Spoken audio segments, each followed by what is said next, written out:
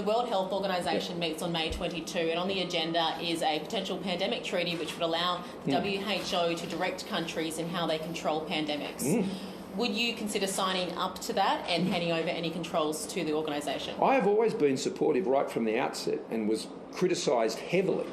I stress, heavily, mocked in fact by the Labor Party for saying the WHO should have those powers and those authorities to be able to go and deal with pandemic situations, because we all know what happened at the start of this pandemic.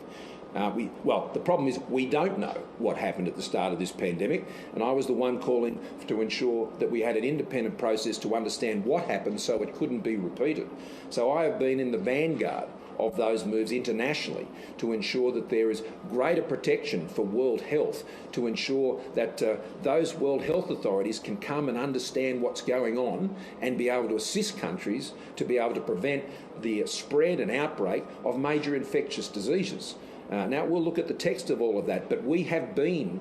amongst the countries that have been positive about these sorts of changes. Have to look closely at what the detail is in these things, as you always must. But the idea that countries can just say, no, you can't come in and have a look at a pandemic that's about to break out and actually affect the public health and the economy of the entire world, as we saw with this pandemic,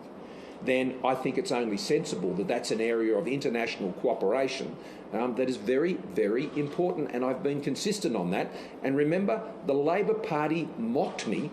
for saying that that was a good idea.